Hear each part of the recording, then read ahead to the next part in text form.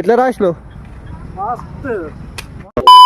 So hello మామ, నమస్తే. రేపైతే మా సెకండ్ సెమ్ ఎగ్జామ్స్ లోనైతే రేపైతే ఫైనల్ ఎగ్జామ్ డే అన్నమాట. ఈ సెమ్ లో అయినా చదువుకొని పాస్ అయిదాం అనుకుంటే అది జరిగే పనిలా అనిపిస్తలేదు. రేపు ఎగ్జామ్ ఉందని ఏమాత్రం సిగ్గు లేకుండానైతే మా నాన్నతోటైతే ఏమో వర్క్ ఉందని చెప్పేసి అయితే వెళ్ళిపోయినా. ఎందుకంటే మనకు తిరగడం అంటే చాలా ఇష్టం అని మీ అందరికి కూడా తెలిసిందే. ఎట్లుంటది మరి మనతోని?